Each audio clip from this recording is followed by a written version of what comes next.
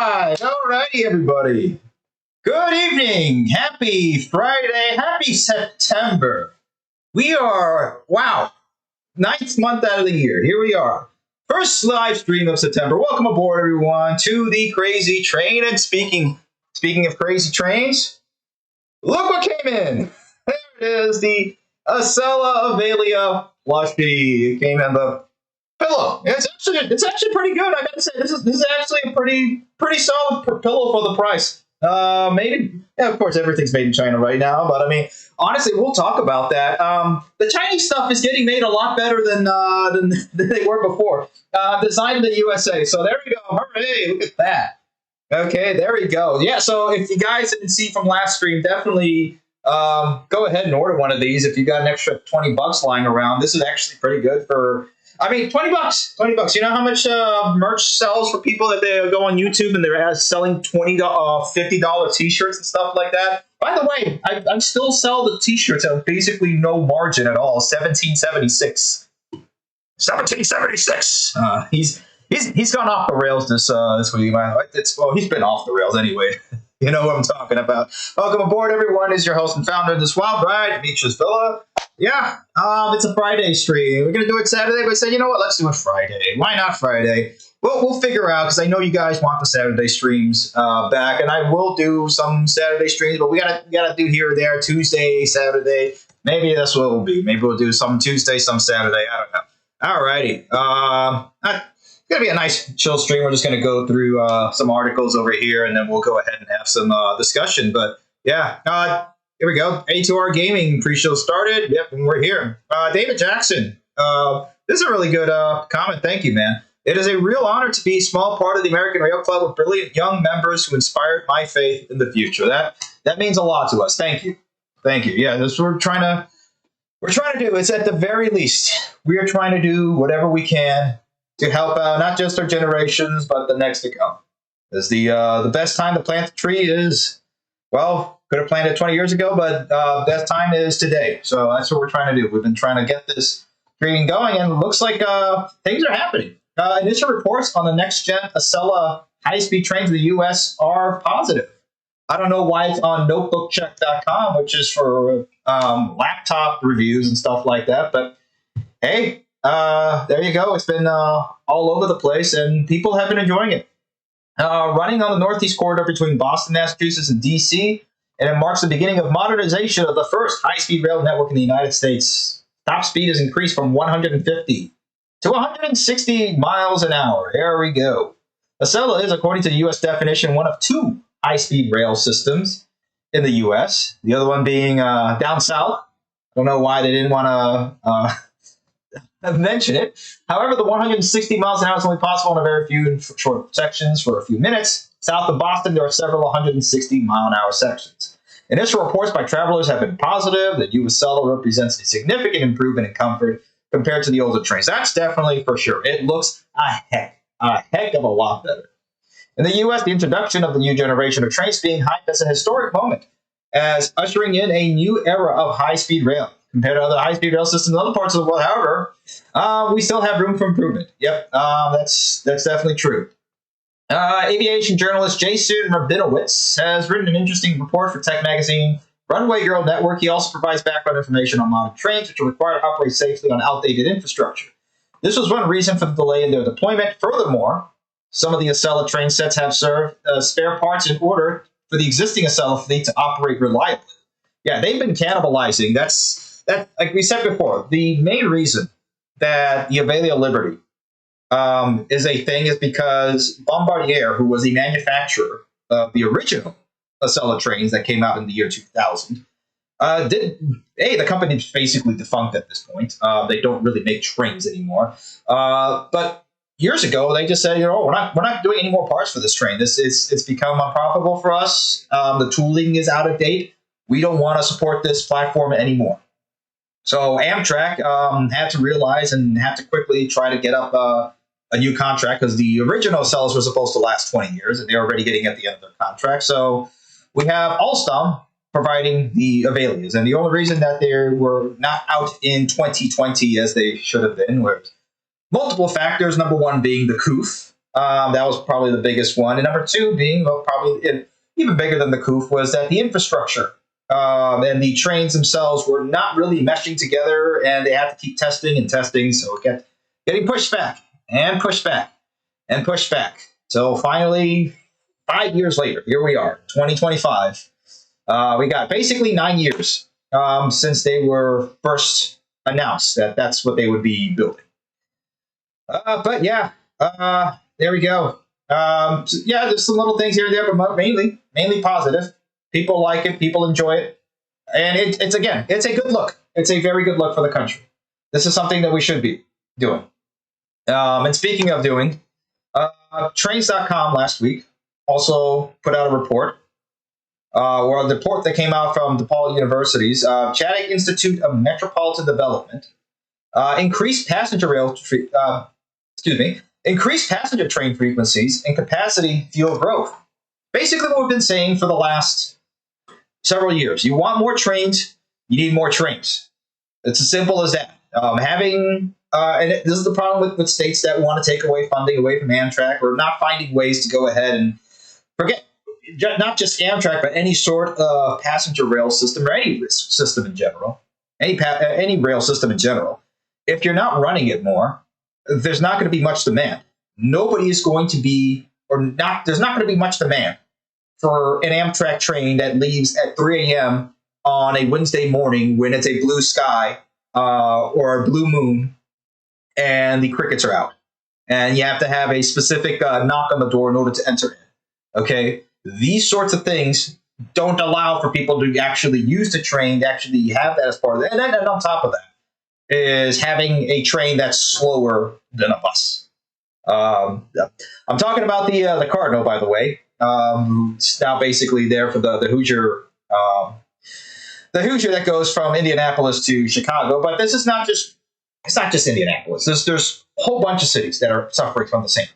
Like we just had in Texas, they finally went ahead and funded the Heartland Flyer after a heartache to go ahead and get that going. Because Oklahoma, being more Texan than Texas right now, went ahead and funded the Heartland Flyer, and Texas then had to follow suit after a whole back and forth committee. But yeah, the problem is that you have to have more trains, and you have to have just more frequency.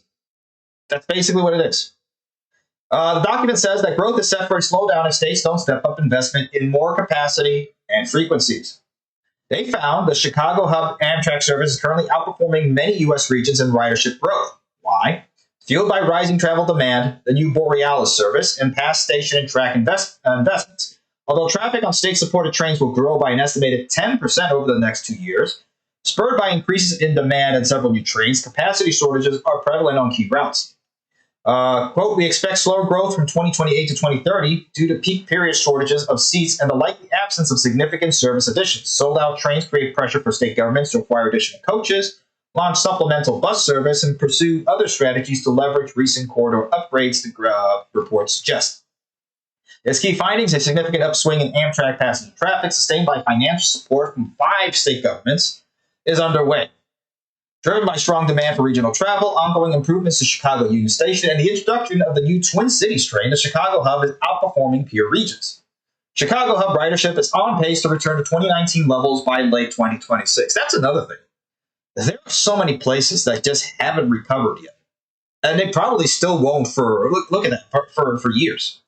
I mean, like travel in places like, let's say, Vegas or travel. There's some places that have recovered since the coup, but some places that are just never, or places that are just forget just places. I mean, we talk about just rail and transportation.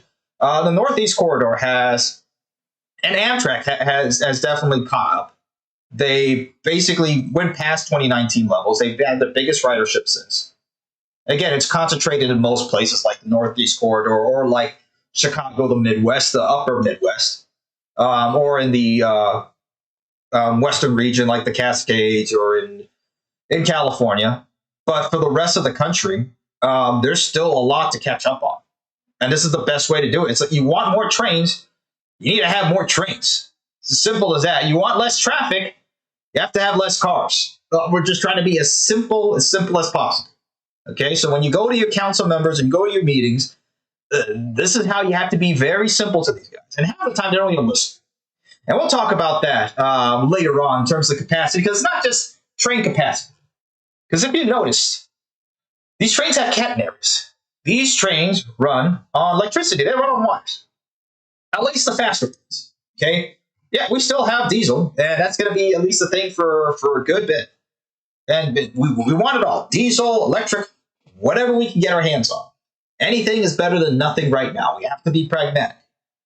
But at least when it comes to electricity, we'll be talking about that, because that's been the big thing right now, talking about electricity prices and where's all that capacity going to and why the prices are going up. We'll be talking about that. So here we are. Among the recommendations offered, state governments should redouble their efforts to facilitate capacity expansion on existing trains. This should include adding coaches on a relatively ambitious timetable. Although Wisconsin's capacity will expand once it receives 9 new venture cars reportedly to arrive in 2026, other states should place orders, joining the queue for new deliveries. Amtrak's new Siemens-built Aero train sets are not scheduled to be used in the region. They will be deployed to the Cascades, in the Pacific Northwest, and on Amtrak state-supported services in the Northeast. Yeah, those are, again, the big regions. Okay, these are the things. We're not trying to connect the entire country. No, nobody's talking about a New York to LA train seriously. That's silly. It'd be nice to have one, but it's silly. We're talking about connecting regions. The Northeast, the Midwest, the Southeast, Florida, Texas, California, the Pacific Northwest, states like Washington, from Seattle to Portland, or, we're talking about Atlanta to Charlotte, North Carolina. This is the type of stuff that we're talking about. These sorts of regions. Again, we're trying to find things that are too long to drive, too short to fly.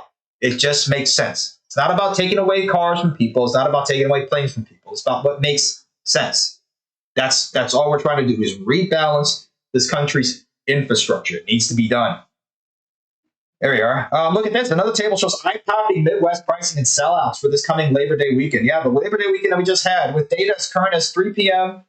Central Time. Yeah, almost 100 departures are sold out. So there you go.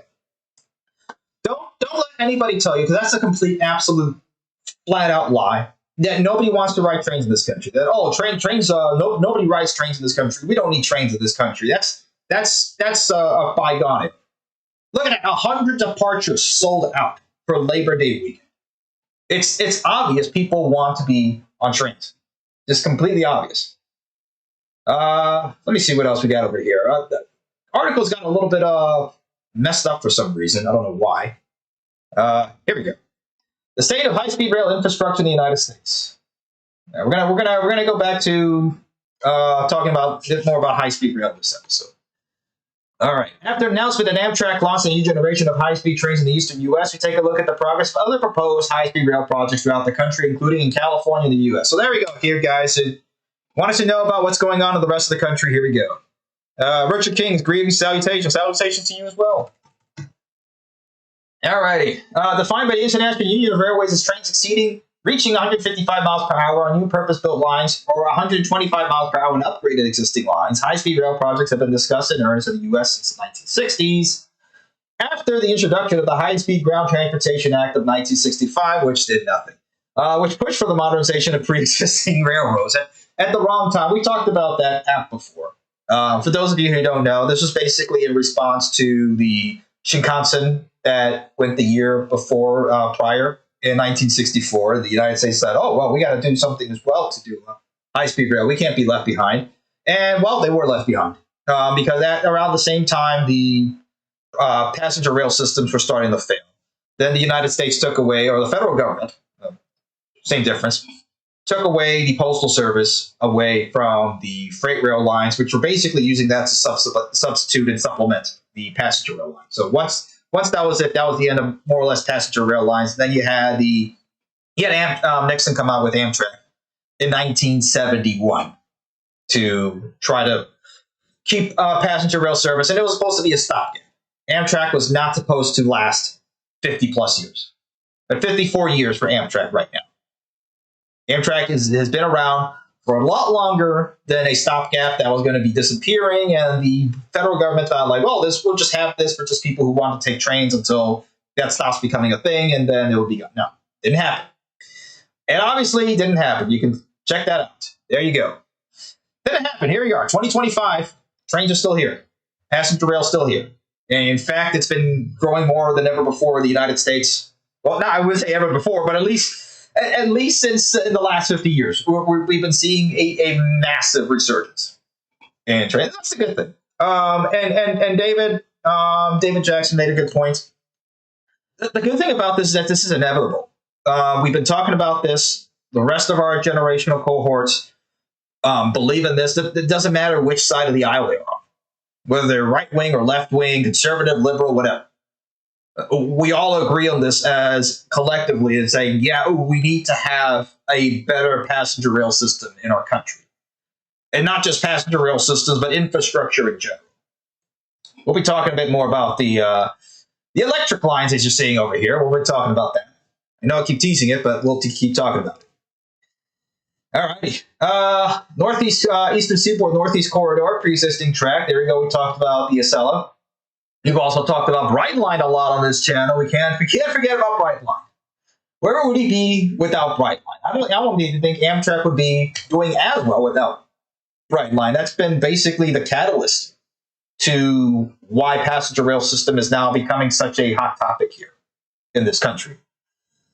Higher speed rail, 125 miles an hour between Orlando and Miami, talks to Disney World and Tampa. The same company is currently working on Brightline West, which will branch off to California high-speed rail in Los Angeles and run to Las Vegas at around 200 miles an hour. Now, for some reason, I cannot find this article online, but I have it here on my phone. Let me see if I can find it, but I'll keep reading it while I'm here. Let me see if maybe Bing finds it. For some reason, Google didn't want to find it. What are you going to give me, Bing? Okay, but it's Secret Los Angeles. The bullet train connecting LA to Las Vegas will have 4 key stops without going through Union Station. Here's the route map. Okay, 4 key stops. Secret Los Angeles. Let's see what comes up now. All right. Oh, it's the first thing by Bing. Thank you, Bing. You won today. There you go. So Bing did it. There you go. But yeah. Unfortunately, the only thing about Brightline West is that it was supposed to be set and done in 2028 prior to the 2028 Olympics, which would have been just an absolute, that would have been incredible if we were to have that. It just completely, just analogous and just mirroring what Japanese did in 1964. The United States would finally do and get on the same ball, developing a high-speed rail system or having it, actually there right before Olympics. That would have been incredible. Unfortunately, it seems like they're not going to be able to do that. But here's the map. Southern California, and I've driven this whole entire area now. Now that I'm familiar with the area, I kind of know where things are. But man, it is sprawling. It is not like South Florida where, yeah, South Florida is compact, but it takes forever to get from point A to point B because of traffic. LA's got traffic. A lot less than would have been probably years ago. I didn't really encounter as much traffic as I thought I would get. I did encounter traffic, but it wasn't like bumper to bumper, you're stuck for hours traffic. It was just like, okay, a 20-minute stop or 30-minute, stop and gone through. Not that big of a deal. But regardless, this area over here is Rancho Cucamonga. This connects over to the Metrolink Metro Rail. So yeah, you can from Los Angeles, let's say you take whatever the light rail system or whatever else, get to Union Station, take the Metrolink, and then take Brightline all the way over to Vegas.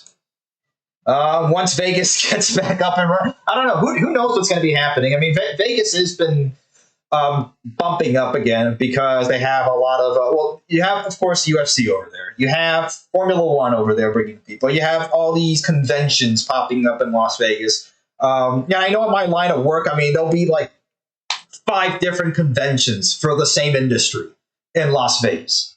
It's ridiculous. Everybody wants to go. Like the biggest conventions are going to be going to Vegas, and it's been coming back there again. Unfortunately, it's still expensive for it's gotten a hell of a lot more expensive for most people. Anyway, I'm not talking about Vegas anymore. I haven't even touched that. Future plans for Brightline may extend service further west, potentially providing a more direct connection to Los Angeles. But in the first phase, Rancho Cucamonga will be the main gateway for travelers coming from Vegas. Once finished, Brightline trains will reach up to 218 miles an hour, averaging 186. This will be by far the fastest train in the United States, bar none. Absolutely bar none, and they're already working on it. So this is going to be the first actual. I mean, because that's the thing. The Acela, yeah, it goes 160 miles an hour. Let's get a picture. It does go 160 miles an hour, and this train is capable of going 220, no problem. It just can't. That's the max speed it can get because if you notice, here's a modern train for the year 2025. This is a bridge that was probably constructed in the 1890s. I'm not kidding when I say that. These were when these were constructed. This was running over here. Okay, and then this is what was running over them. Okay, that's how far back we're in. Just to give you that visual representation. This was on this, and this is what we're running with. Not exactly. Okay, now it's not exactly that same train, but this is exactly what we're dealing with here in this country. Just to give you that visualization, this is how far back we're at. Yeah, that's why Acela can't reach the speeds, and it's going to be average speeds of 80 miles an hour, give or take. Brightline averages around, actually a little bit faster than that, around 90, 86 miles an hour, something around that range. They're about. That's the funny thing. They're about the same range, give or take, for about average speed.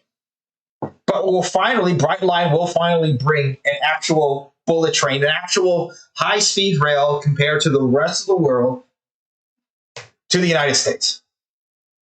So, yeah, it's good news. So, December 2028, I wish they could do something to get that together.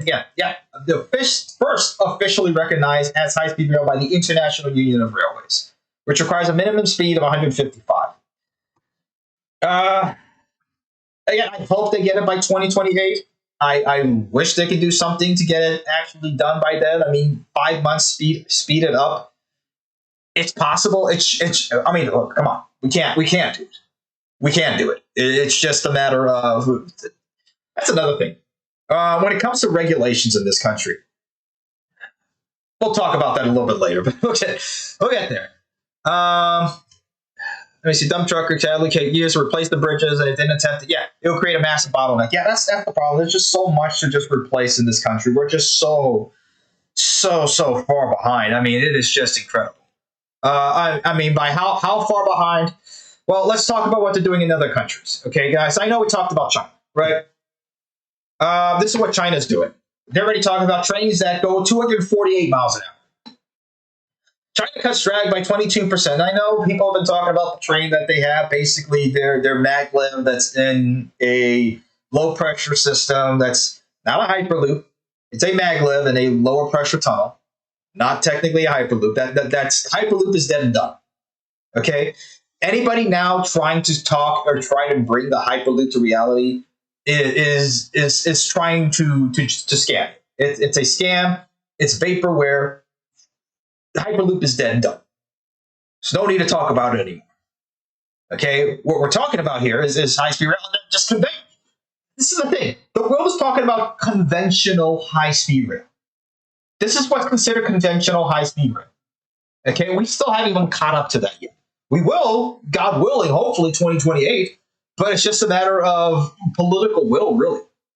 Yeah, scientists in China have unveiled a groundbreaking method to reduce aerodynamic drag in high-speed trains, potentially revolutionizing energy-efficient rail travel at unprecedented speeds. This has been a big thing right now in just the whole scientific space itself, it's particularly in engineering, has been aerodynamics. And that's been spurred on by a lot, mainly three big things. Number one has been electric cars. You want more range, you have to have a lower coefficient of drag. And every car company's been doing everything to try to get as low of a coefficient of drag as possible. The Tesla, I think the Model 3 has a coefficient of drag of 0.22. The lower the number, the less drag it is. Okay, as you want to get as close to zero as possible. Most cars are around in the upper right now it's gotten down to like 0.28 maybe is the average.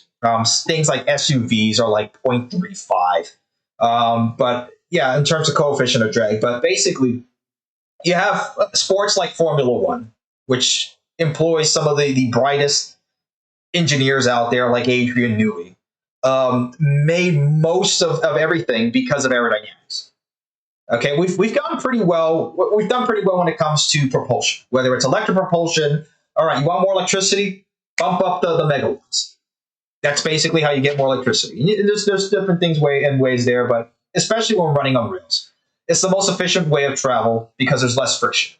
There's no rubber on the roads or anything like that. It's a smooth, silky line. It just goes, and the faster you go, the faster it will go.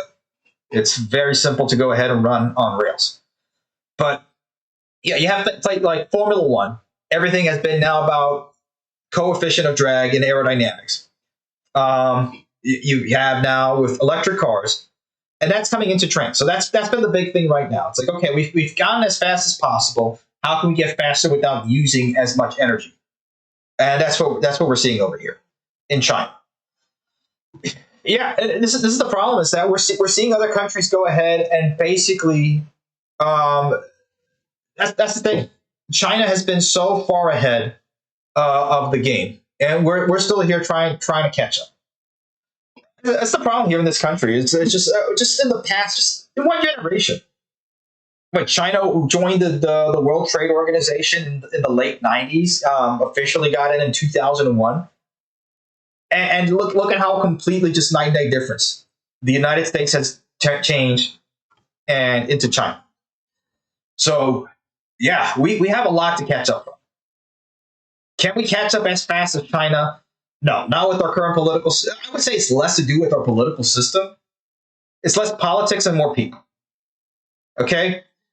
There's been talk about that. Look, Trump is way too old. We know that. We've all known that. I mean, it was the last election was basically between the two oldest presidential candidates, until one presidential candidate couldn't even hold his own anymore and had to retire for another candidate of the same generation. That's basically what we're talking about over here. We're going against pitting up retirees or people who should be long gone retired as leaders of this country. Okay, that's not to say that Xi Jinping is old. The problem is that he has absolute power, and everybody's going to fall in line with him, and that's just how China works. Okay, we can be able to do a lot here in the United States using our own what works for us and our strengths that would have worked for us before in the past. Okay, we can do that again, like we done during the Gilded Age or the post-war era, but we have to do it right. And that's what we have to do, not just go into decline. We have to go ahead and start changing this country to start having better people in power that have more political will. Doesn't matter what political system you have in this country, if you have crappy people at the helm, you're going to get crappy results. Simple as that. Anyways, okay, let's move on to some of the rest of the reports. Well, we'll stick on. We'll go back to trains in a little bit, but let's see what's going on. Speaking of bad things, let's go talk about Ford. Oh man, so Ford's been having a lot of problems. They've had the most amount of recalls out of any manufacturer, bar none, right now. Currently, the whole auto industry as a whole has been having a massive issue. We've discovered before that by 2030, there's an estimate that by then, there's going to be 30 to 40% of dealerships are going to be gone, out of business, finito, dead. There's going to be a massive change in this country, and it's going to get worse when it comes to our automobile industry. Why? Because they basically dug themselves into a corner. Now they're trying to change as much as they can. Okay, Ford bets on a Model T moment with a $30,000 electric pickup truck. Where have we heard this before? That Ford was going to promise us, or promise at least mostly to the younger generation, an affordable pickup truck that you'd be able to buy for $16,000 or $17,000. We've heard that before. Oh, wait, it was the Maverick. Tell me if you've seen a Ford Maverick for $17,000. Because it's not. The starting price, the starting MSRP of a Ford Maverick is, and we'll just do this real quick. Let's go to Ford.com. Okay, let's do this all together. Okay, all together now. So we can see how cooked Ford is. I mean, I'm glad that they still have the Mustang. Okay, fantastic car. I like the Mustang. Would I buy one myself? No, because I know I don't want to deal with an EcoBoost. I know what's going to happen because it's happened to my family before. Okay, my mother-in-law drove a Ford Escape, brand new, practically brand new, 22,000 miles on it. What does it do? The auto stop kills it. There you go. There's your Escape. Okay, kills it by locking the transmission because it kept auto start stopping. So if you have a car with auto start stop, first of all, turn that off. Turn that off. It is killing your engine. They can lie on all the things because why? They've lied before. 30K electric pickup. Okay, Maverick was supposed to be how much? Hold on, wait a second. Actually, let's ask AI. Okay, let's ask AI. But first, let's go ahead and see trucks and vans. Let me see. Maverick starting at $28,000 MSRP. Whoa, no, man. There you go. That was going to be your efficient pickup truck that everybody would be able to afford. There you go. $28,000. Who has $28,000 to spend on something that's probably it's gonna crap out? No, I don't know. It's a ticking time bomb, which is sad. I mean, Ford by far is my favorite American automobile company, and they're doing themselves dirty right now. Okay, let me ask Brock, what was the original price of the new Maverick supposed to be? Was it around 17K? Let's see if it understands the context of Maverick and knows that it's Ford Maverick. Let's see. Investigating Maverick pricing. Let's see. It's still investigating. Somebody's electricity is about to go up by like $20 for the month because it's investigating. Yes, it likely refers to the Ford Maverick pickup. Okay, let's look at this thing. Oh man, what a joke! Our electricity prices are going to go up because Elon Musk can't afford his AI waifu over here. This joke. Searching the web, it's still searching. We've been at this now for a minute. There we go. The original 2022 Ford Maverick started at $19,000. 2022. Oh, that disappeared. It was there. We all saw it. Okay. But even before then, it was like touted in like 2017. I'm not going to ask this. Let me ask Bing. I'm gonna start frying this country right now by asking all the AI all this stuff. Apologies, guys. We're on this journey over here, frying the country.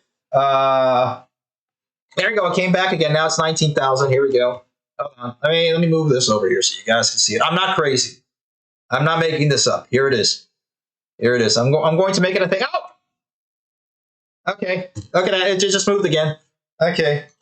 Was the Ford Maverick originally touted to be around 17K MSRP when first announced? Let's see what Bing says. Okay, it keeps saying Ford Maverick pricing will start under $20,000. All right, let's just stick with the $20,000 route. Okay, let's just do that. Let's stick with $20,000. Okay. Elon's Grok has been having a problem. Okay, so $20,000. $20,000 was supposed to be. All right. And what are we at? Starting at $28,000. $28,000. Okay, so they lied, right? So now they're gonna lie again. This is why I don't trust this sort of stuff. Whenever somebody says, "Oh, it's gonna be a new electric pickup," or Amazon Bezos now has this slate. It's gonna be an electric K truck. It's gonna start at 28. No, it's not. No, it's not. It's not. Yeah. Okay. Here we go. Look. Here we go. This one. You know exactly what I'm talking about. The slate truck. Yeah. I don't know why it's coming out of the slate. This is a slate truck, and it's a small. There we The go. reason it's inexpensive is because it doesn't come with much. It only comes with this one color, and it even has crank windows inside. But that's where the beauty of the slate truck begins. Oh, man. You know what's sad? You know what's sad? This is what they're trying to give you now for, what is it, $28,000 this thing is supposed to start at? This is why we need to start the automobile industry needs to start just coming down. We need to figure this out, okay? Less cars and trucks. You want automobiles? Get on the bus. Get the bus. Get in the bus. That's what we need. A lot of these people shouldn't be driving. They should be in buses. That's a stopgap. You want a stopgap? The stopgap is the bus. Okay? Then start building out train routes. That's the only way we're going to get out of this. Okay? It's going to come crashing down. And we're just watching it. It's a slow motion train wreck, pun intended. It's a car wreck. It's a car wreck at the magnitude of a train wreck. That's what this is. So $28,000, they're giving you basically a basic, absolutely basic electric truck. When before, 5 years ago, you could get like a Toyota Corolla for $18,000. It would still have air conditioning. It would still have power windows. It would still have a radio and all that sort of stuff. And this is what you get now. Is developing an accessory ecosystem for you to design. Accessory ecosystem, yes. You can waste more money into 3D printed crap. That's what it is. This is the whole ecosystem. This is gobbledygook, man. This is slop. Auto slop. Dual motor, all-wheel drive powertrain, yeah. Remember when the Cybertruck was supposed to start at $35,000? Wasn't that... Wait. This will be funny if we ask this. I know we're all right, fine. 20,000. Fine. I can guarantee you, I know I heard like $17,000, $18,000. It was being dropped around like in 2018. Maybe you didn't get it or whatever. Hey, Grok. What did Elon say the original price? Okay, original. I got original price of the bottom barrel Cybertruck was supposed to be in 2019 when first announced. I got to give them all as much context as possible, or else they can't figure it out. Yes, the question is about Elon Musk's 2019 statement on the base Cybertruck. Speaking of people who always make up crap, we'll talk about him. Bottom barrel likely refers to the cheapest base model. It has to figure that out. What a joke. Oh, man. Let's look at the comments while we're here. Hyperloop was a disaster waiting to happen. Yeah, by the same person who, speaking of now, has not been having a good time. While it's waiting up, let's keep enjoying the crash out of the automobile market. Speaking of China, Tesla loses big to BYD in Europe. This is what we're talking about. We basically funded an economic rival to no end by letting them in the World Trade Organization, and then our scummy. What's a good term for it? Let's see. Let me make up. Let's make up a correct term for it. For what our companies did to the United States. Treasonous. Our treasonous companies went overseas instead of paying an American an actual wage. They went overseas to go ahead and pay Chinese, basically 25 cents an hour, more or less. The Chinese, because they think more in longer intervals of time. They're not thinking about 2-year increments, or at least let's put it this way, in the Chinese political mindset. Most of Asia, in most of it, or just look, any smart mindset would be thinking more long term. Okay. The problem is that we have in our country, the system has been completely broken up when it comes to stakeholder capitalism. That it's all about the stakeholders and making sure the stakeholders get as much as possible within the next quarter. And if that doesn't happen, they're going to sell your stocks, and that's going to be the end of your company, and that's going to be it. And then you have to do stock buybacks, and then you have to do all this crap to go ahead and make the stock look good. But you don't have that. One, because basically China can lie about whatever numbers they have. They have all control over their own currency. That has both pros and cons. The con for us is that we can't really do anything about it. That's the problem. We're up against a rock and a hard place. Okay? The rock is China. The hard place is our own leaders and our own companies, treasonous companies that have basically sold basically everything to China. And look, the funny thing about Elon Musk, if I can find that meme, or I probably have it saved on X, but for all intents and purposes, his whole thing about bringing in H-1Bs. Well, he brought in an H-1B to work at his company. This H-1B was from China. And guess what? This Chinese national, who was an H-1B working at Tesla, then went back over to China with all the source code for Elon Musk's full self-driving or FSD or whatever. And then basically BYD, that's what they use. It looked exactly like the same GUI as Tesla's auto driving. It looked more or less exactly the same. What could Elon do? Nothing. Nothing at all. All basically along there, and he thought he was going to get a quick buck out of China or whatever. No, the Chinese were there. They let him run his company. They learned. They looked at it. They made his supply chain there, and guess what? Now he's stuck. He's losing big now in Europe.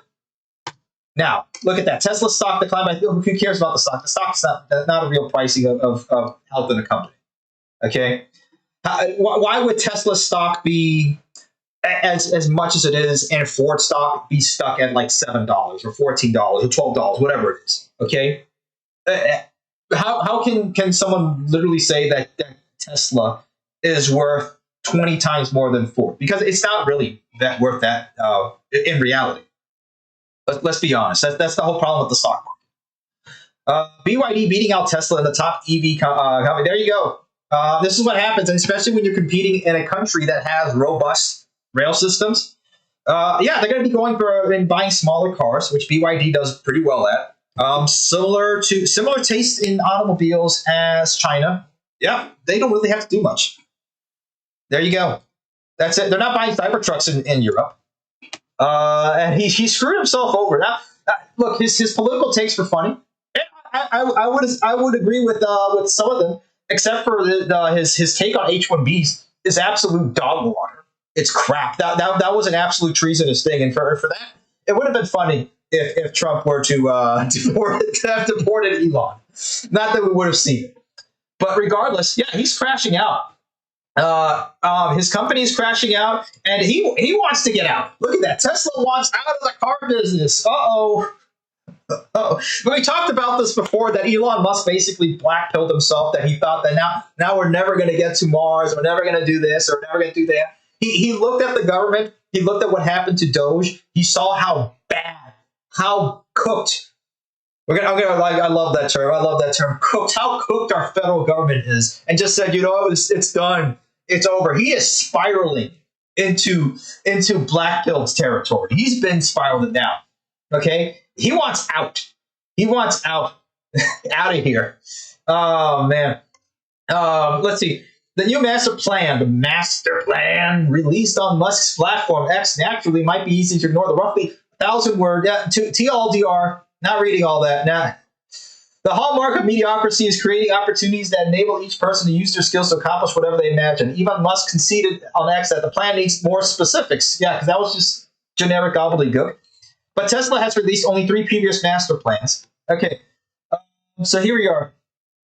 Stress a deeper vision for more electric cars, including a future SUV that became the Model Y. That was the last one. Blah, blah, blah, blah, blah. Okay. There you go. Under Trump, incentives to make and sell EVs are vanishing. Plenty of automakers in America are already walking back the once ambitious electric plans. If the biggest sellers of EVs continue to move away from what helped it create, Americans will end up with cars that continue to pollute. Make trains. Make trains. Here we are. Musk reiterated he feels it would be pointless to make a $25,000 car. So there you go. He lied about that too. We were going to have a cheaper version of the Model 3. That's not happening. The Model 3 wasn't $35,000. That's not happening. There you go. Yeah, they're trying to change it. They're trying to change themselves into a software company. Where do we see that happen? Oh yeah, with GE. How did that go? Yeah, he's trying to do everything. They're trying to go into the robots, everything else. They're trying to do driverless technology and software. They put themselves in a really bad place, and you know what? They kind of deserve it. they kind of deserved it, man. I hope the 10 years that you had in China was really worth it, because now you're not winning in China anymore. Now you're not winning in Europe, and you're certainly not winning in the United. Where do you go? Where do you go from here, man? You've cooked yourself. You're done. You're done. There you go. Overhyped electric cars, leaving buyers frustrated. That's it. Look, the experiment failed. They tried this. They pushed this. Didn't work. And it wouldn't have mattered, honestly, if the Biden administration or Kamala was still in charge and they gave EV credits galore. They doubled the EV credits. It doesn't matter. Well, you doubled the credits. Okay, so the $120,000 Cybertruck is going to become an $80,000 Cybertruck. Most people cannot afford an $80,000 truck, and the people who are either leasing it out or obscenely rich, or they're doing some sort of long-term rental scam, like they do down in Miami with exotic cars and stuff like that, like all these influencers or whatever. That's basically the only way they can afford. Yeah, look at this. Nobody wants a car that's going to. And how many of these companies have gone out of business? Fisker, Lordstown, Lucid is probably going to be gone at some point. The BMW i3 was like the worst idea ever. This is like the worst BMW by far. We only went 80 miles and it cost like $45,000. Nobody has a Volt anymore. I don't see those around. The Faraday Future, don't see those. Fisker, there you go. That's gone dead. They've tried to revive that like 5 or 6 times already at this point. Nobody wants it. Rivian may be probably next to go soon at some point. Yeah. You can't believe these guys. It's just so silly. Yeah, the American car industry can't go on like this. We know that. Yeah. There we go. Yeah. So we'll just keep crapping on them. But basically, yeah. Jim Farley now says what happened to Ford. He got behind the wheel of the Xiaomi SU7. Ford was able to get a Xiaomi for Shanghai for testing. Here we go. We're talking about China again. It's gonna be an electrifying episode. I told you guys, it's gonna be an electric September. But for now, regular Americans cannot buy the SU7 or one of their many affordable and highly advanced EVs made in China. Stiff tariffs and restrictions in Chinese technology. Blah blah blah blah. Okay. Basically, what he's going to go to say says, Farley says we're in global competition with China, and if we lose this, we do not have a future with Ford. Yeah, tell that to Tesla. Tell that to Tesla. But yeah, speaking of things that rhyme, we've heard this before with Ford. We heard this before. Ford gets an Asian-made automobile, says it's going to be says it's the best car they've ever tried or the best car they ever had, and says that they need to be more like this. That happened once before. Where did we hear that? Where did we hear that? Let me see. Oh, wait. It was, here we are. This happened before. Here we are. Some reason I got a form. There you go. This happened back in 2006. Okay. The Alan Mulally, who was the CEO of Ford at the time, drove a Lexus LS 430. By the way, I have one. It is a fantastic car. I won't stop talking about it. But he actually said it's the finest car in the world. There you go. And what does he say? He wants to get Ford more like Lexus. Fast forward to 2025, Ford is not like Toyota. Ford is not like Lexus. Okay? They're not doing well. And here we go. This is the same talking point. Ford gets an Asian automobile, says we need to be more like this. Do we expect Ford to do this? No. Let's see. Do we expect Ford to come out with a $30K electric pickup? No. Why? This was supposed to be a $20,000 gas pickup. It's $28,000. It's nuts. Apologies for the audios, guy. Apparently it's cutting in and out randomly. Not quite sure. I hope you guys can hear me well. But yeah, Ford's cooked. Tesla's cooked. The entire American automobile market is cooked. Okay? And just to add more, I'm going to add more briquettes to the fire. I've been getting into cooking on the grill now. Me and my wife, we got a Weber grill. well, we've been loving it. I mean, I've been cooking on it, but she loves the stuff out of it. So look, as long as she's happy, right? Can't complain about that. But we're adding more briquettes to there. We're adding a little bit more fuel to that fire. We're gonna add some smoke into it. I'm gonna add some hickory smoke to it by saying that the U.S. has more job seekers than open jobs. It seemed like that for like the last 10 years. But now it's so bad, they can't, the statistics can't screw up about it anymore. Okay? And these are the 10 states with the highest unemployment claims. Number 1, California. Who could have seen that come? Number 9, New York. Number 8, Mississippi. Number 7, Virginia. Number 6, Oregon. Or is it Oregon? Because it's going gone. Illinois. Who could have seen that coming? Number 4, Nebraska. Yep. Number 3, D.C. I don't really consider that a state. I mean, it's basically Virginia and Maryland all combined there. It's the D.C. area. But yeah, pretty bad. Number 2 is Tennessee. Oh, yeah, everybody's going to Nashville. Nashville's a new hot place. Yeah, Nashville has become the Austin of the South. That's or the Austin of Tennessee. That's basically what it is. That's what Nashville is. That's what it's become. It's overgrown itself. And number 1 is Connecticut. Connecticut. There's not much to do in Connecticut. There's not much right now. All these states, except for maybe not Nebraska. All these areas here, Connecticut, Tennessee, D.C.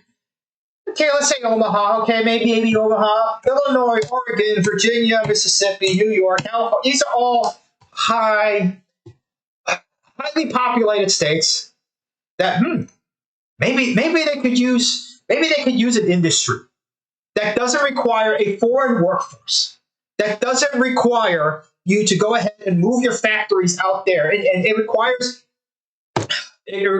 national labor in here, in the United States, actual people here, actual Americans to work on your stuff. It requires physical labor to go into the actual building of the infrastructure. You can't outsource infrastructure, okay?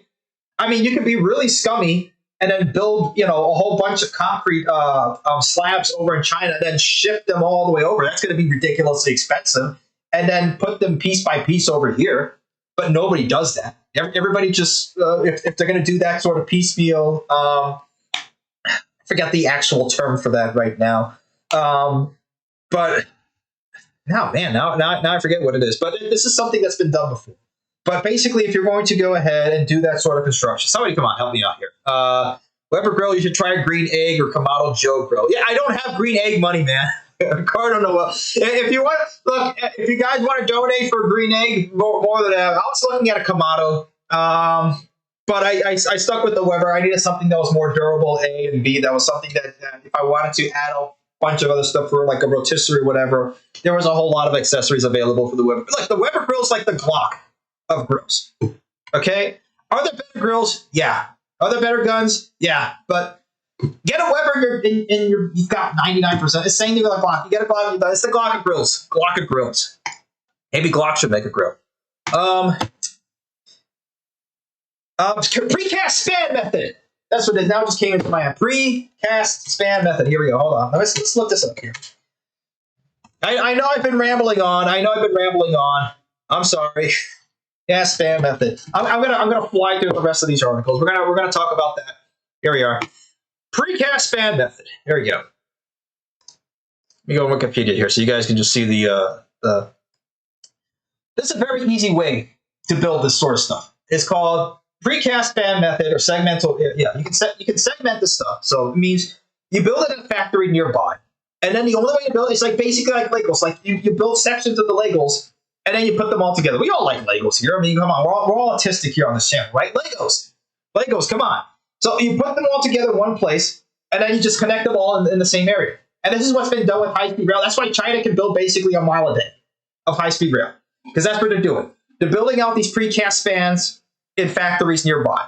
They get them transported over, and then they're just dropping them in one by one by one. Okay, it's like that like in that cartoon not cartoon. It's technically stop motion. And Wallace and Gromit with the Gromit was the. I'm losing my mind over here. I need a beer. There we go. Gromit. Down tracks. Let me get that GIF. Or is it GIF? There you go. This is basically what they're doing in China. There you go. Here. That's it. That's what they're doing. They have them done, and they just put them out like that. That's it. Can we do that over here in the United States? Yeah, absolutely. Instead of what's going on over in California here, they're gonna lay tracks next year. They haven't even made them. They've been building concrete all over the Central Valley. 2026. There you go. That's when they're gonna build. In 2026, we're gonna lay track. Okay, we've heard that before. We've heard this was gonna be done in 2028, and it's not happening. Now. Okay. Oh man, oh man, our country, man. That's what I'm telling you. Forget. It doesn't matter the system, because same country, different system, the same state. You want to talk about the same state? Same state. California, okay, built the LA aqueduct in 2 years, 2.5 years. Okay, about the same amount of distance, and honestly, in terms of the construction methods they had back then, it was probably a lot harder to build that. Probably a lot harder than all the methods, all the modern methods of construction you have to you. You can't do precast span methods. That's like the easiest one to do. Make them in a factory. You want to put all these people back to work. It's all connected here, guys. Okay, all these people in all these places, California. You want people back to work. All your young people, put them. Get a you'll put them in charge of the California high school. Put a millennial or Gen Zer in charge at this point. Okay, put big balls in charge. Put him in charge of the California High-Speed Rail Authority. I mean, he got beat up in D.C. and attacked in D.C., the poor guy. Which, by the way, speaking of the Glock of grills, but anyway, it's D.C. It's a hellhole. But yeah, you put a young guy in charge that's passionate, that wants to get this done, in his lifetime and for his kids. Okay, California's high-speed rail can realistically be done from San Francisco all the way down to San Diego by 2030, if we really wanted to do that. Okay? Because China built basically Beijing to Shanghai in around the same amount of time. And it's a similar type of topography. In fact, a lot of China's topography is a bit more steep. I mean, look at... We don't even have to talk about China. Japan. Built from 1958 to 1964, okay, but developed R&D and created a high-speed rail system between Tokyo to Osaka in the 50s, in a cave with a box of scraps. That's basically what China did. Japan. Okay, post-war Japan, bombed to crap. Tokyo, firebombed, worse than Hiroshima or Nagasaki. Honestly, it was the worst bomb apart from Dresden, which was absolutely horrifying if you looked at what happened to Dresden. But Tokyo was up probably number 2. 130,000 dead, half the city destroyed, literally half the city burnt to the ground. And there you go. Fast forward from 1945 to 1964, they get a bullet train between Tokyo and Osaka. Meanwhile, this is the joke we're dealing with. 2026. Yeah, let that sink in for a bit. Let that sink in. It's infuriating. It's absolutely infuriating. So yeah, the car companies here in the United States are in heat. Yeah. It's hey, God has a way, and nature finds a way. This is rebalancing. This is what happens. If you refuse to rebalance the system will find a way to rebalance itself. And when it does, it's going to be bad. There you go. Factory boom stalled for now as payrolls keep shrinking. Yeah, guys, it's going to get bad. It's getting bad out there. All right, last topic of the night. I know I'm getting right there to 9 o'clock. I know I said I was going to bring you guys out here. Look who's here exactly almost 9 o'clock. It's David. All right, and then we'll get to the audience over here. Yeah. Hey, David loves his utilitarian Weber. It works great. There you go. We're team Weber over here. There we go. Team Weber. Thank you. I know. Look, I would, Ricardo, if you want to give me a green egg, it's kind of, hey, we'll take a goal. Hold on, let's put a goal. Here we are. Let's put get me a green egg, please. There you are. There you are. That's a complete joke, by the way. Okay, you guys don't have to donate. I don't care. This is good to have on here.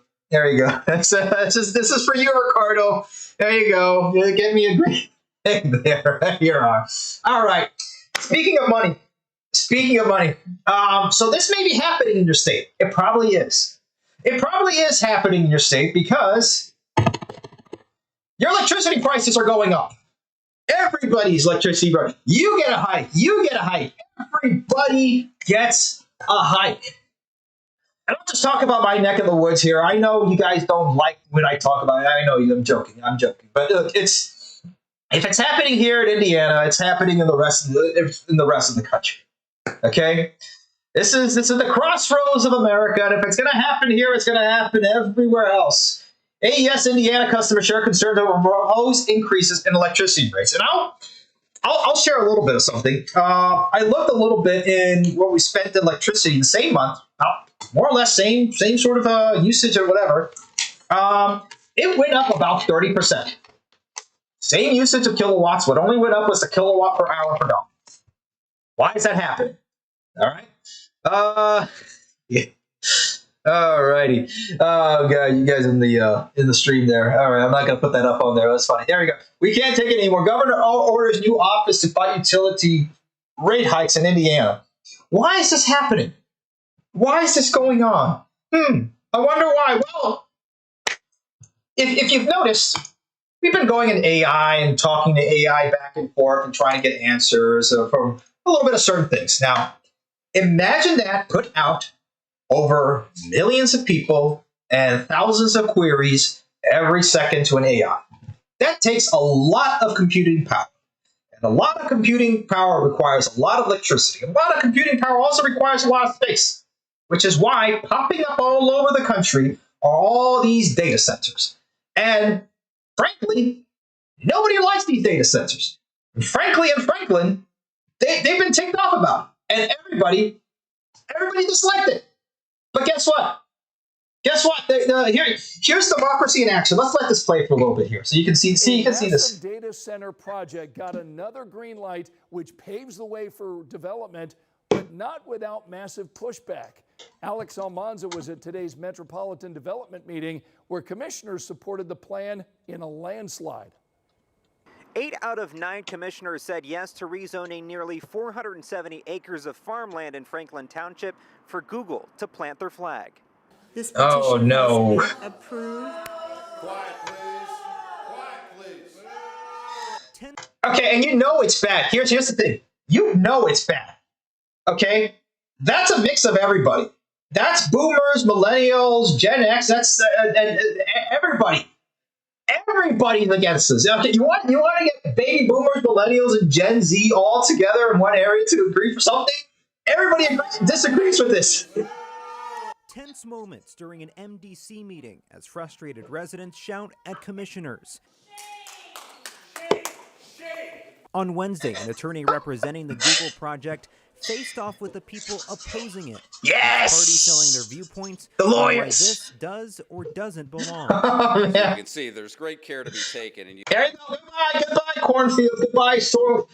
Goodbye, glyphosate, and hello, Google. You can see in the future conditions that the emphasis is not on building, but rather creating a campus that can blend in to the surrounding. Nobody likes this. Nobody wants this. And guess what? Here's the democracy in action. Guess what? You vote against something, they still did it anyway. They still approved it anyway. Yeah, it's partially the people, but look. You can see it's a whole mix of ages over here. Nobody wants this. The whole entire room. And the funny thing, if you've been to any commission meetings, which I've been to so many of these commission meetings, it's empty. Nobody goes around in these meetings. Okay, they basically just talk to themselves, and there's like one guy over there who just like comes to the meetings just to be there. There's always that one person. But yeah, the whole entire space is filled up. It's probably standing room only. Now with the proposal in the council's hands, the discussion continues. Oh, man. Councilors need to hear from us and from all of us, not just us four. There you go.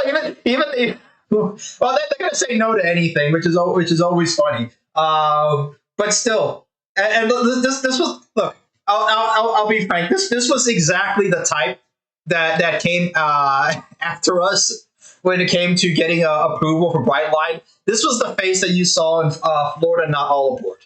Okay, but look, at least look, she's doing something. There you go. The boomers, you still have some use. There's still something you can do here. If you want to help, those of you guys that are still like saying, "How can I help?" This is the very least you can do. Say you want to keep saying no. This is something to say no to. Say no to these damn data centers. There you go. Okay, nobody wants these things. Okay, why? What happens?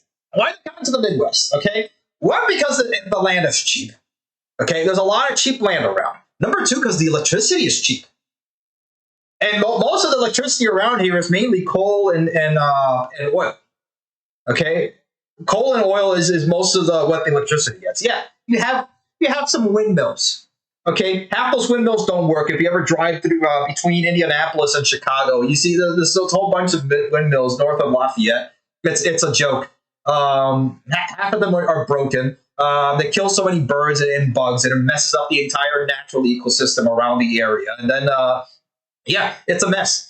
And then your water bill starts to go up because they're here in the Great Lakes area because there's a lot of water, a lot of fresh water to go ahead, and all those data centers that are getting hot need water. They need water to cool down, just like I need a little bit of beer to cool down right now. Speaking of local stuff, here we go. I don't like Belgian beer. This is my favorite local brewery around here, Saxman Brewery. Death and Taxes over here, but this is their default. There you are. Not advertising for anything, but I'm just showing you guys. But yeah, this is the type of stuff that's happening all over the country. Speaking of, let's see, all what's coming out of here. See, I wonder if there was some sort of electricity source that all you had to do was drop a magic rock, basically, into water, and it would make electricity. I wonder what that could be. Hold on a second. Where's wait a second. I'm looking for it. What could it be? The N-word. You know what the N-word is? It's no. It's the nuclear word. He mentioned the N-word yesterday. The nuclear word. Nuclear. Small modular nuclear. We've been talking about this. Here we go. 0 episodes of the American Rail Club where we haven't talked about nuclear power. There you go. You want cheap electricity. There you go. Well, funny enough, the only reason now this is now coming back into the forefront is because all these data centers are figuring out, like, oh, gee, maybe we do need electricity, cheap electricity to run this sort of stuff. But this is going to go to my last point, and then we're going to get to I know you guys are waiting. Then we're going to get to the speakers over here, guys, and we'll give it like 30 minutes for you guys to go ahead and speak. But this is the problem when it comes to this country. Regulations. When it comes to doing all the bad stuff, they get this through super quick. It's basically 0 to no regulations to go ahead and do this stuff. Even if everybody's against you. You're a big company, you have basically no regulation to do whatever you want. However, if you're a small company trying to go ahead and make it big, trying to go ahead and build a rail line, or you're trying to go ahead and maybe you're just forget building a rail line. Maybe you're trying to start a small business. You're going to go against all the regulations, which is the problem. Regulations in this company, in this country, are completely ass backwards in the way that they should work. Where it should be the opposite way around. The bigger you are, the more regulations you should face. The smaller you are, the less regulations you should face. Okay? Why is it that Google can all of a sudden, within a span of time like that, just Yeah, even with despite one approval, despite resident pushback, they can go ahead and get approval for a data center. But yet, to go ahead and build a rail line, or to do anything in this country, anything of use, of actual necessity to build, or like small modular nuclear reactors. You know, it used to be like a couple of dozen for nuclear power plants. There used to be like a dozen safety regulations, or a couple dozen safety regulations to go through. And then after all the scare texts and everything else, there's like 400 now different safety regulations that they have to abide by in order to make anything happen. It's crazy. It's absolutely insane. But yeah, this is like the cleanest and safest amount of energy because it basically regulates. So speaking of regulations, modern nuclear power plants can regulate themselves to the point that if they're about to go ahead and have a meltdown, they just shut down. You don't have these sorts of risks anymore unless, So you've had, several accidents with what? The same amount of people that die in one day due to automobiles? It's basically it. I mean, if you count the amount of people that died in Chernobyl, that died in 3 Mile Island, which is 0, and Fukushima, which was basically close to 0. This is crazy. We want more electricity. We want more stuff. We want more high-speed rail, electric high-speed rail. Look, this is solution-based. Solution-based. Okay? Start building stuff. Precast band method. There you go. Electricity. Nuclear reactors. Small nuclear reactors. There you go. High-speed rail. There you go. I mean, this is just...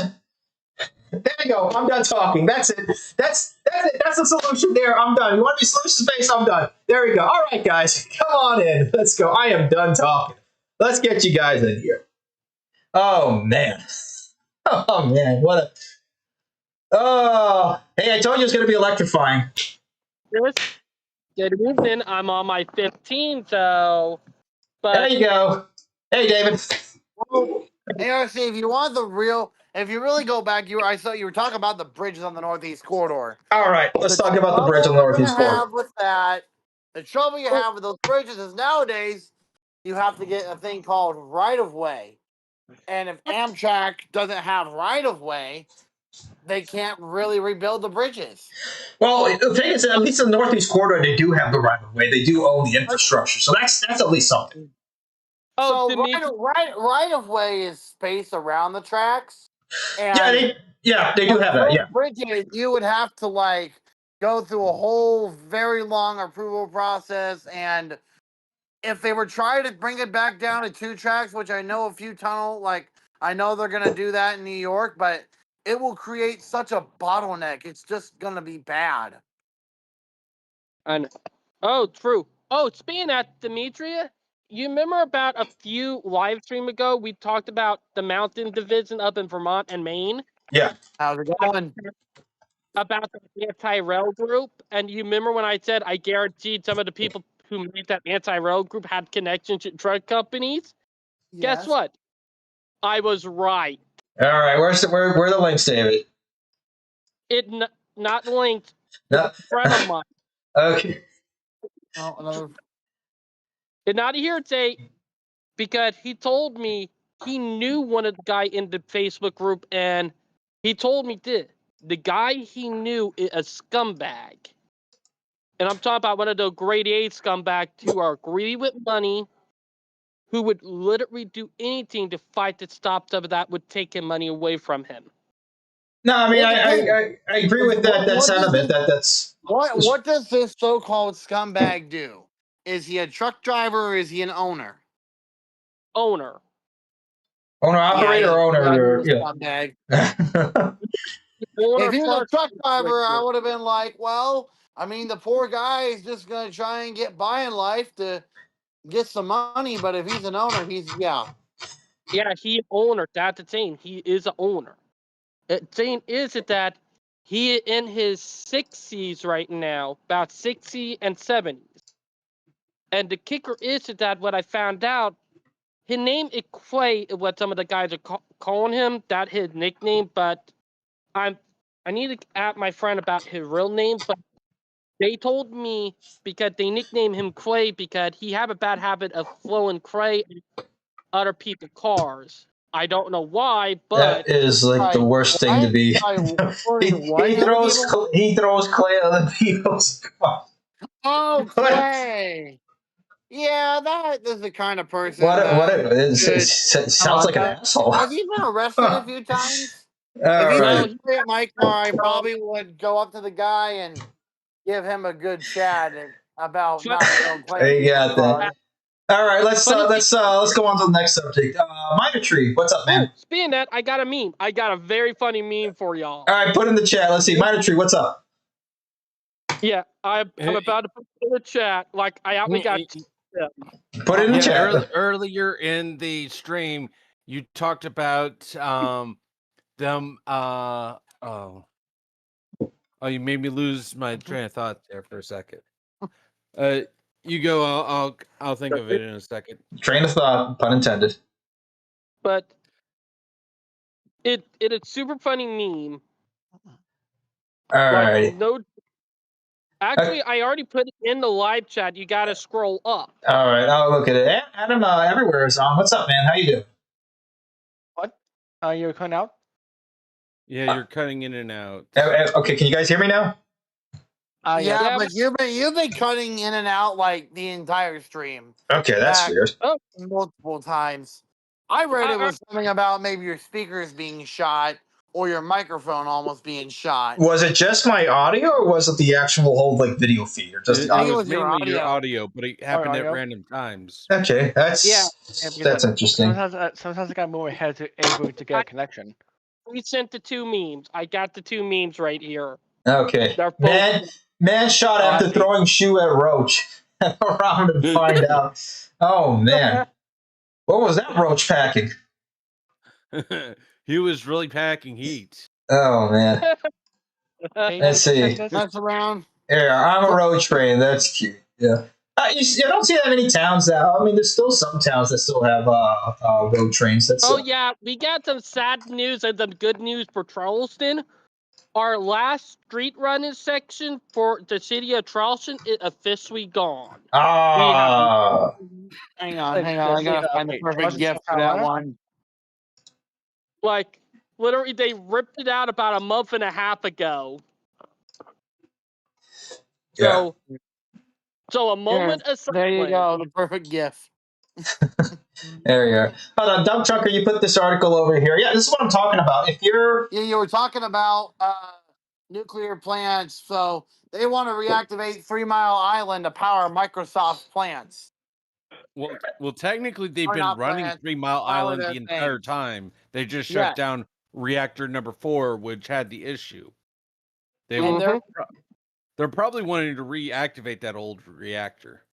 Hey, that's probably what's going to happen is they're going to reactivate it because they're building data centers like left and right.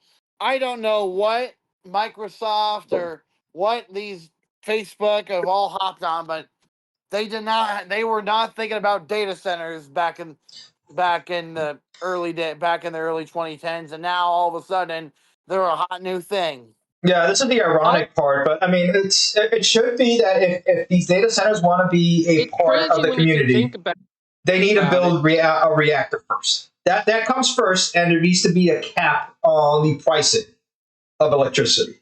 You want to be fair. You want to have your data center. Number one, build nuclear. Number two, cap the amount that everybody has to pay for electricity to a fair amount. Okay, not it's going to go to exorbitant amounts or anything like that. There should be full transparency into why. And number three, hire only Americans to work at your plant. Because I know what happens. Hire only Americans. Yeah, because we know what's going to happen. They're going to hire a whole bunch of data scientists, and all of a sudden Indian restaurants appear all over the place. Dimitri, I just sent a article talking about the new rail extensions here in Charleston. Just put the link in the live chat. All right, let's look at that. Yeah, while you're doing that, I'm just going to say my response to that. The problem is about power is that they're also going to charge how much wire they have to put out, how much wiring and the distance between the power plant and the data center. they're going to basically charge on how long it will take for that power to go from the power plant to the data center.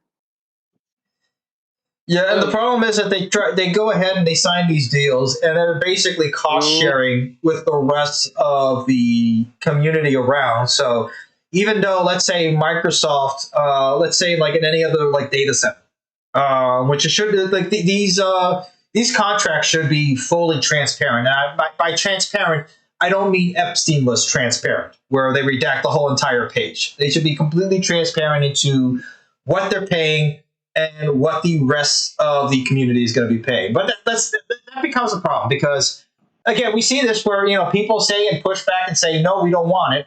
And then council members go ahead and say, oh, well, thank you, we're doing it anyway. Democracy, you voted for us, and guess what? You'll vote for us again, and then we'll do the same thing. Or you'll vote for somebody else, and then they'll do the same thing.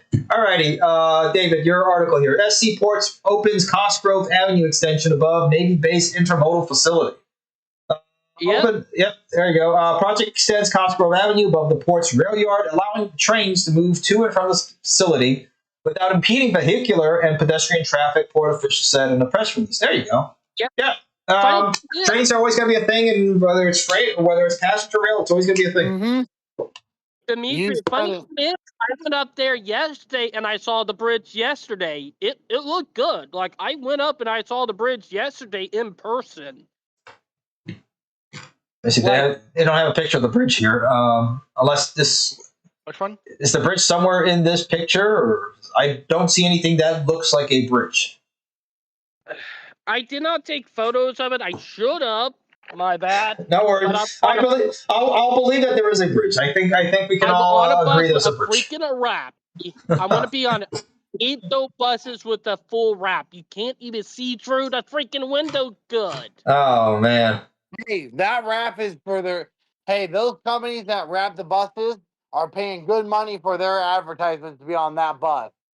Oh, true, but even though like half the time they're just gonna scam you for your money. Oh, I know, but all like the law firm ads. Also, guess what? Well, you see, Idaho is talking about building a commuter rail system. Yes, I think we all heard about that, but we're not sure when it's going to happen because somebody owns the tracks. Well, on the topic of commuter system, SEPTA has been temporarily saved. Oh yeah. Okay, yeah. Let's look at that. But hold on. First, remember we're putting a picture here. Look at this. Oh my god! Isn't it? Hold on, wait. I got something really cool and cool at the same time. All right, so here's look. Speaking of freight, look at how much trucks need to do in order to do the same thing as trains. This is just it's the Invincible meme over here. Look what they need to mimic a fraction of our power. Look at this. There you go. Look at that. This is what they need to do to be a train. They need to put more trailers on there, and it looks goofy as heck. That's kind of like a train. That's kind of like a train, but it's not. It's not. There are some sharp corners. At least here in Des Moines, I was trying to get around sharp corners, and the left turn lane's like right there. There's not a lot of room. I jumped the curb getting around that thing. So imagine a 3-trailer truck.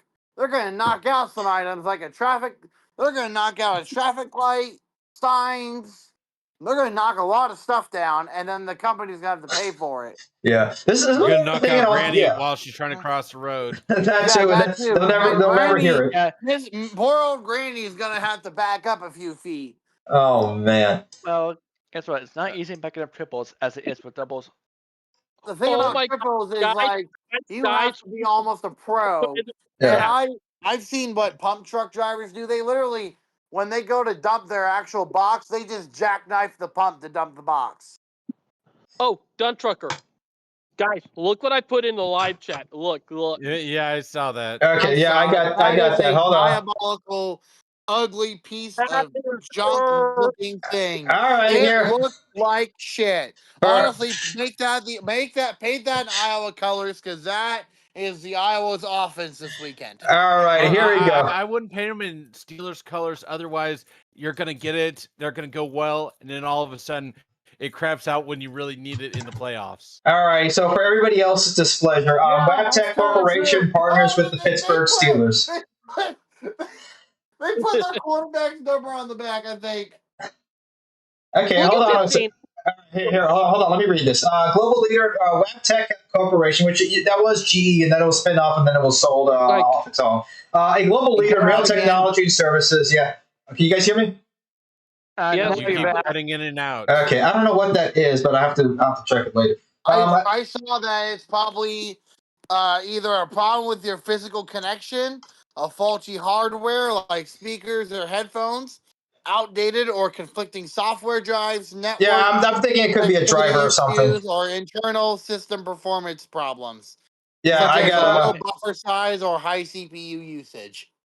Yeah, I definitely got to check. Yeah, definitely. Brave has been taking a whole bunch. I just got to restart my system, regardless. At some point, I do need a new because this is almost it'll be almost 10 years. Yeah, it's 9 years old. It's going to be 10 years old next year. So yeah, hey, look, it's lasting. I'm doing work on it and everything, so I can't complain. Anyway, Wabtec, global leader in rail technology, announced today a strategic partnership with the Pittsburgh Steelers, bringing together two iconic Pittsburgh institutions. This collaboration reflects their shared commitment to drive innovation, performance, excellence, and community pride across the region. The partnership will be visible to the Steelers' 21 million fans across the nation, the third largest fan base in the NFL. Really?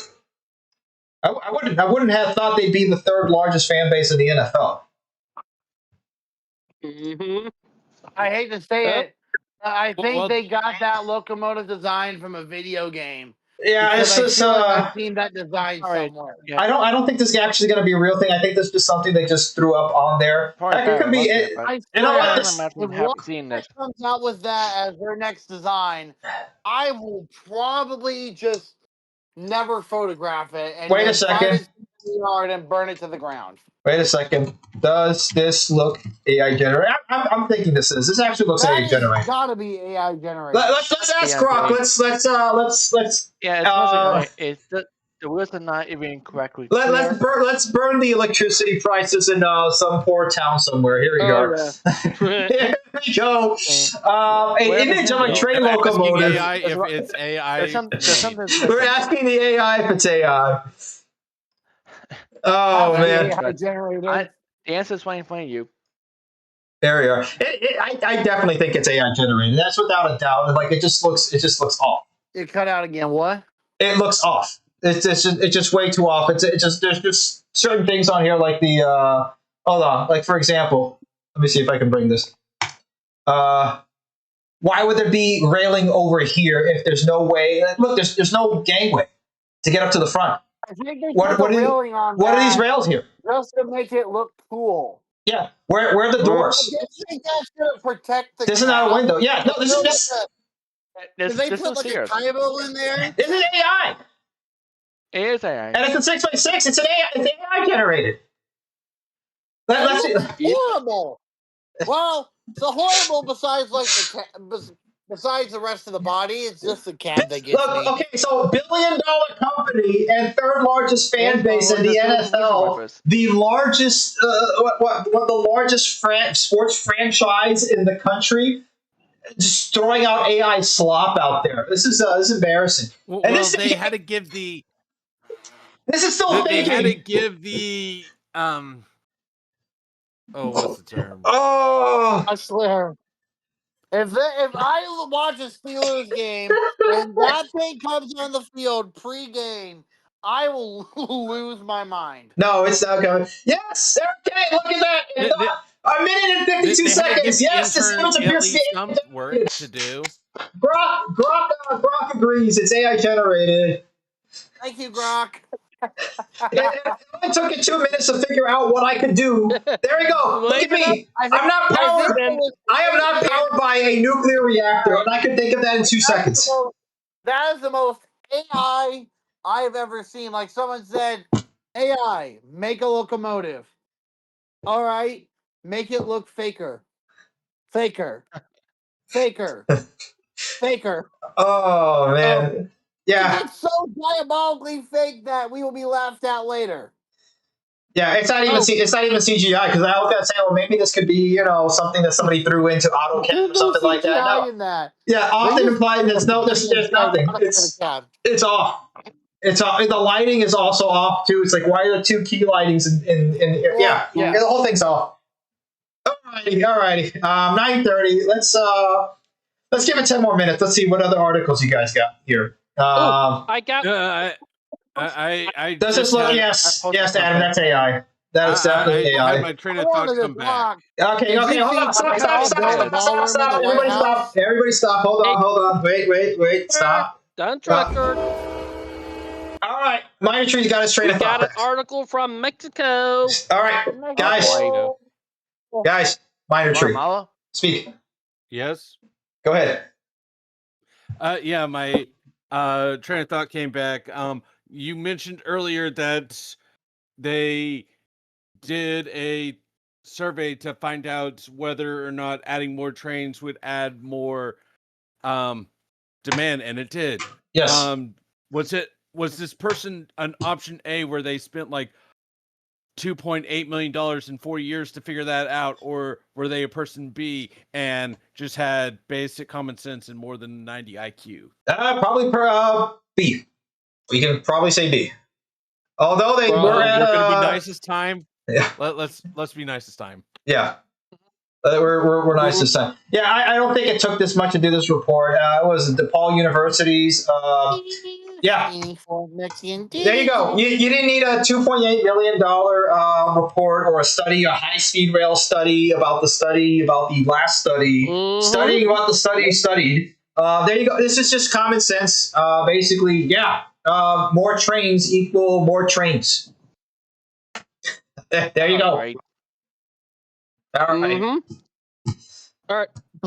Okay. Yes, Thank you for that, Minor Tree. No, I see something. All right. David, what do you got? Oh, boy. Okay, trains in Mexico. Here we go. We got an from Mexico. Okay. Skating for Mexicans. Oh, man. Okay. All right, let's go. Let's read this one. All right, Mexico, Guatemala, Belize. This sounds like an Animaniac song. You know which one I'm talking about. The countries of the world. Hold on, wait a second. Countries of the world. Here we go. Let me just play that. Come on. Animaniacs. No. Come on. Oh. Here, we'll play that in the background while we're going through this. This is not copyrighted music. Oh man, this thing is so slow. There we go. We love Mexico. How is Mexico now doing better than us? There we go.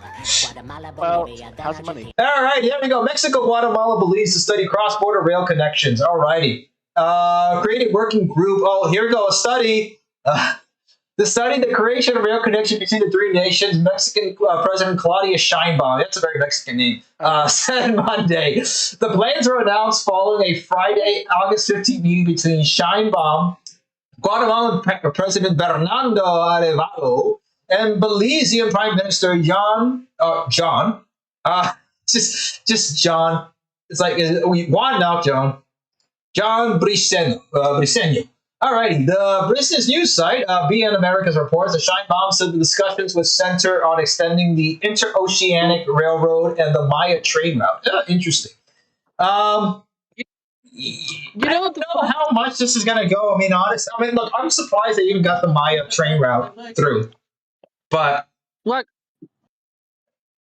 I'm going to bring it up. How come Mexico was able to get their ass together to bring passenger rail back to their country, and for us, we let her keep on cramming people in cars and saying it's freedom? Like, let me be honest, I'm gonna bring it back. Quick rant.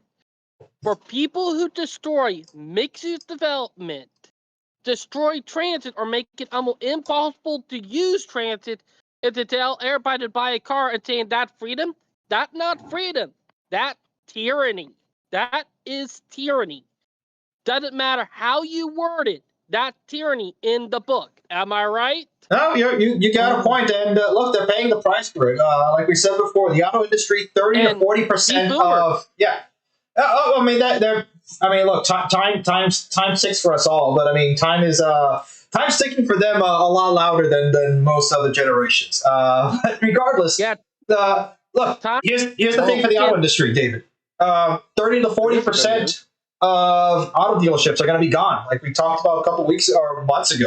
Going to be gone by 2030. Ford is digging themselves into a deep hole. Tesla is losing their mind. But Musk is literally losing his mind because he's on ketamine half the time. So yeah, they're in a bad place right now. So yeah, it's kind of silly and sad that forget losing to China. We're kind of losing to Mexico in a sense. I mean, not really, but I mean, in a way, kind of. I mean, that they seem a bit more serious about this than we are about doing some sort of rail system. Let's put it that way. Hey, I was just scrolling through rail stuff on Facebook. BNSF is going to build another intermodal facility in Oklahoma City. Guys, I got something funny. If FedTech were, you remember United Airlines? Or not United, but Spirit Airlines, that stupid airline? Yes. I don't want to remember Spirit Airlines. Guess what just happened? They did run bankrupt again. I cost that very cheap. And so is Frontier. Yeah, but okay. Sure the judge is going to have it. I gotta. Oh man, I'm pretty sure that's a funny one. The judge is not going to be really happy. No, well, here's the thing, because since I've flown Spirit so many times, and I regrettably I am a Spirit Free Spirit member, because that's basically the only airline that goes for an actual affordable price between Indianapolis to Miami. It sucks, and I'm not taking it again. But this is funny. So here we go. A message from Dave Davies, our president and CEO. This is from Spirit Airlines. They say, today Spirit took a proactive step to build a stronger foundation and future for our company. We have voluntarily entered the Chapter 11 restructuring process to ensure. You can hear the cope through this. The cope is seething through this. Oh, man. We have voluntarily, and voluntarily, who enters voluntarily into Chapter 11? Restructuring process so we can continue to serve our guests well into the future. Yeah, how do you serve them? Chapter 11 is a court-supervised legal process that allows companies to restructure their business while continuing operations. Wait, it gets better. This is the coup de grace right here. Virtually every major U.S. airline has used these tools to improve their businesses and position them for long-term success. I'm not kidding. This is what it says on here. It's like, wait a second. I don't know of any other airline that has done it twice, Chapter 11 twice in a year. Who does that? I'm pretty sure the judge is going to order that the local county sheriff to seize their assets and sell off everything to pay off the credit. Yeah, I don't know. At this point, oh man, Spirit is definitely cooked. Hey, welcome to Spirit Airlines, where you may or may not die on this flight. Please make your phone calls while you can. Man, look, and nobody here is. This plane was made in China. Look, I'll give Spirit Airlines on it. No. They are Airbuses. If it was made in China, it's one step above. Look. They are Airbuses. At least they're not Boeing. So at least, look, Spirit Airlines has that with them. They're all A321s.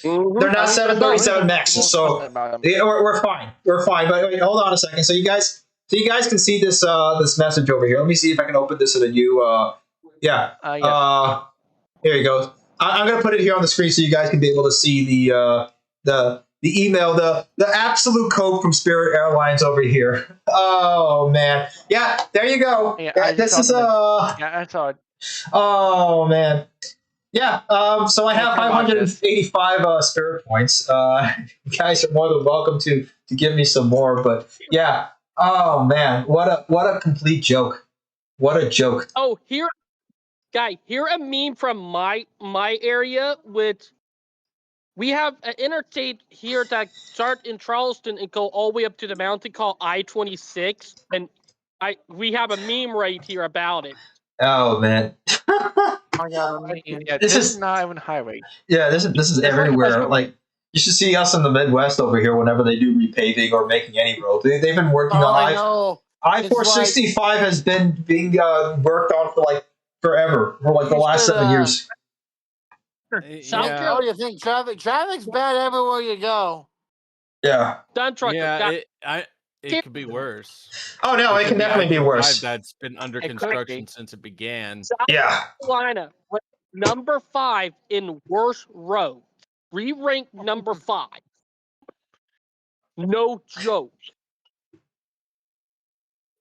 The fact that we ranked number 5 is just bonkers. Yeah. You know? All right, guys. It could be worse. You could be traveling on 3-lane interstate with traffic that should be on a 5-lane interstate, but your DOT says, let's make it a 4-lane interstate. All righty, guys. We've hit 9:40. Well, 9:41. So we're gonna put it to an end over here. We got an enemy pub. All righty. Okay. Before we go, I still got 2 new food. Oh man. Okay. At some point near San Francisco, and something happened to the Waifu line. I-95 be like, take a detour, y'all. It's a mess. That's hilarious. All right, guys. That's a good one. That's a good meme to end on. All righty, everybody. We're gonna put this transit station. Thank you all for coming on this Friday evening on short notice. We will try to be back on Tuesday next week. So join us Tuesday. I'm saying it now. Tuesday next week. Join us here. All righty, everybody. Thank you all for coming on board. We will see you all next time. Take care. Godspeed. Bye, guys. Bye. Bye. Have a good night.